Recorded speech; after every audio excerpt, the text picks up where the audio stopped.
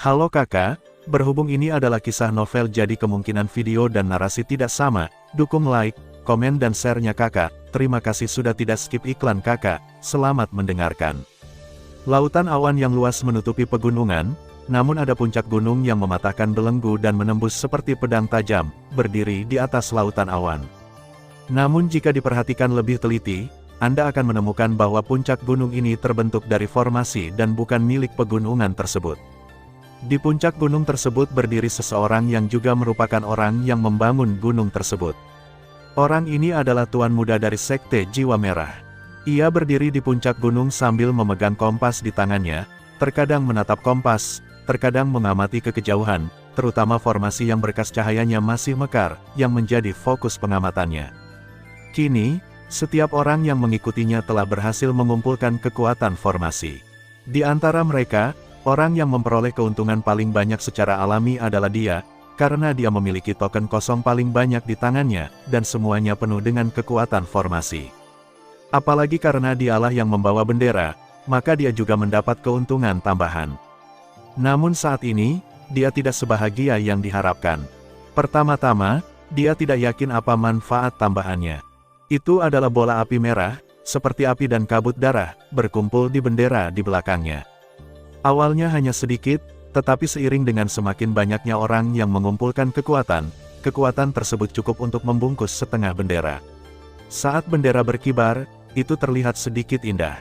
Tapi kekuatan ini tidak bisa dipupuk dan tidak berpengaruh. Meskipun dia bisa memanggilnya dan memasuki tubuhnya, itu hanya menembus dan tidak bisa merasakan apapun. Kedua, dia segera membentuk formasi untuk memblokir Chu Feng dan lainnya. Kapanpun Chu Feng dan yang lainnya berani datang untuk mengumpulkan kekuatan formasi, dia akan langsung menangkap mereka hidup-hidup. Namun ketika dia melihat kompas formasi di tangannya, masih tidak ada gerakan. Ditemani hembusan angin menderu di kejauhan, dua orang dari Sekte Jiwa Merah terbang dari arah berbeda dan mendarat di puncak gunung. Tuan kecil. Kedua orang itu terjatuh ke kiri dan ke kanan dan berlutut pada saat bersamaan. Kamu belum menemukan Chu Feng dan yang lainnya? Tanya Tuan Muda dari Sekte Jiwa Merah. Tidak, keduanya menggelengkan kepala, dan salah satu dari mereka menambahkan. Tuan Muda, menurut saya Chu Feng mengetahui bahwa kami sedang menyergap mereka, jadi dia tidak berani mengumpulkan kekuatan sama sekali dan menyerah. Oh, spiritualis dunia jenius yang paling kuat di generasi kita ternyata adalah seorang pengecut. Tuan Muda dari Sekte Jiwa Merah tertawa menghina. Namun meski dia mengatakan ini, hatinya masih bingung dan gelisah. Sinar cahaya yang disebabkan oleh Chu Feng berada di atasnya. Namun karena jaraknya yang jauh, ia tidak bisa menentukan lokasi secara spesifik, sehingga ia tidak mencarinya. Saya pikir Chu Feng pasti akan datang ke sini setelah mengumpulkan kekuatan, tetapi Chu Feng belum melangkah ke area ini. Jika Chu Feng benar-benar tidak berani datang, lalu mengapa dia membuat token?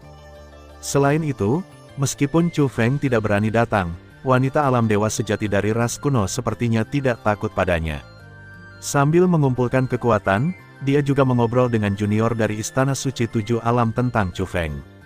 Itu beritanya, Chu Feng tidak hanya asli, dia memang orang yang cakap. Dia juga sangat licik dan karakter yang sangat sulit untuk dihadapi. Kabar ini benar-benar membuatnya resah. Gemuruh. Saat ini, langit dan bumi bergetar. Melihat ke atas, sebuah gerbang penghalang besar muncul di kehampaan. Karena gerbang penghalang ini sangat besar, seperti lubang besar di kehampaan. Orang-orang di seluruh dunia dapat melihat dengan jelas tidak peduli apa tingkat kultivasi mereka atau di mana mereka berada. Di dataran di dunia luar angkasa ini, terdapat penghalang tersembunyi, dengan lebih dari 300 orang berkumpul di dalam penghalang tersebut. Qin Xuan, Yuan Yanri, termasuk Zhao Zuyin dan yang lainnya datang ke tempat berkumpul yang disediakan oleh Chu Feng. Hanya Chu Feng yang belum tiba, namun mereka tidak khawatir pada awalnya karena mereka percaya pada kemampuan Chu Feng. Saya merasa Chu Feng baru saja mengumpulkan kekuatan. Bagaimanapun, dia memiliki banyak token kosong di tangannya, dan semuanya memiliki kualitas terbaik. Namun kemunculan gerbang penghalang kini membuat mereka sedikit cemas. Sekalipun mereka memiliki token yang mengandung kekuatan dahsyat di tangan mereka, mereka akan menderita kerugian besar jika melewatkan kesempatan tersebut. Jangan khawatir, Pintu ini hanya bisa dimasuki tapi tidak bisa keluar saat ini.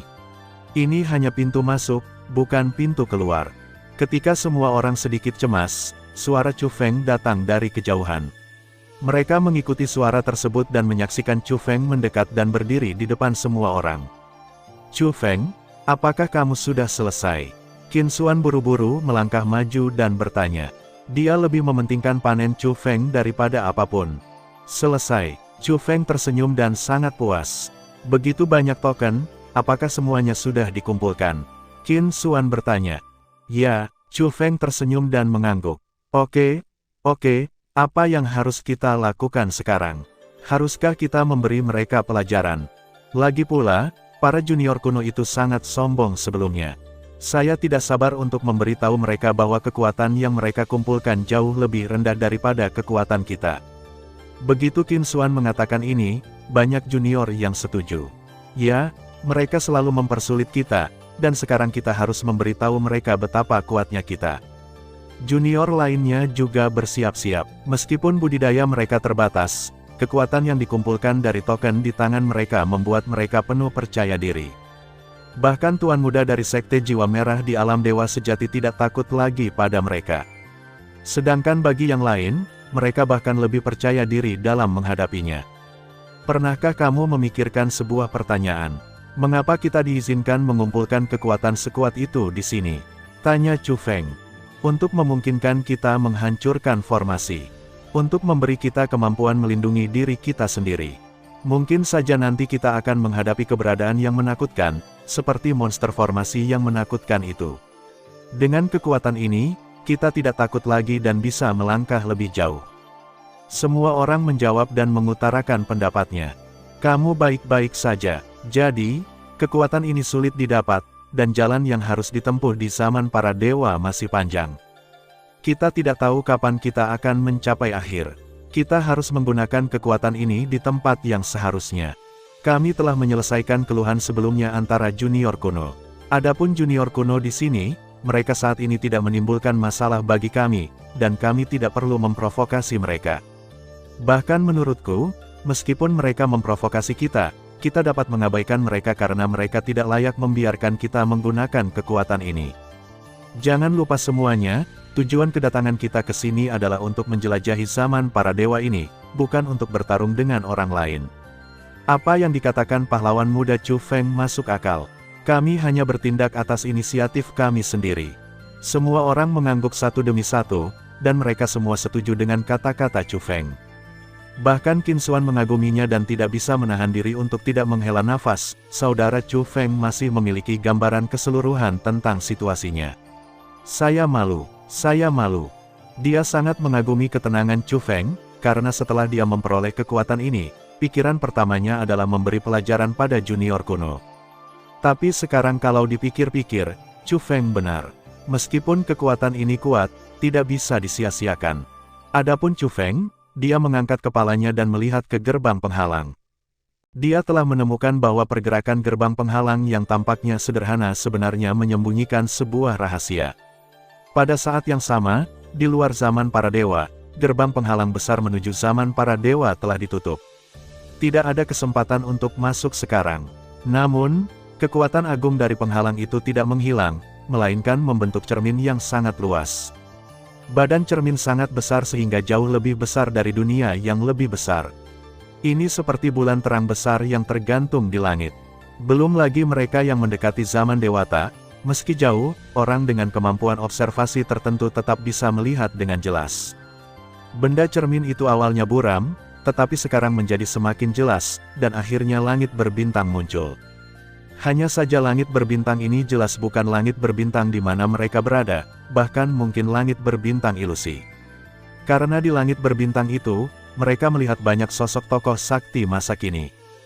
Belum lagi tokoh-tokoh top dari kekuatan utama semua partai. Penguasa Istana Suci Tujuh Alam, Jie Tianran, juga ada di antara mereka. Namun selain orang yang mereka kenal, banyak juga orang asing yang tidak mereka kenal. Orang-orang yang mereka kenal baik dan orang asing berada di kamp mereka masing-masing, membentuk kekuatan berlawanan di langit berbintang. Terima kasih sudah mendengarkan kakak dan yang sudah subscribe, Untuk yang belum subscribe yuk subscribe kakak, dan yang minat support jadi member klik tombol gabung kakak. Semua cerita sudah Mimin simpan di playlist supaya bisa kakak ikuti. Bila suka cerita Mimin jangan lupa subscribe channel Mimin dan share channel Mimin ke seluruh penjuru benua. Terima kasih.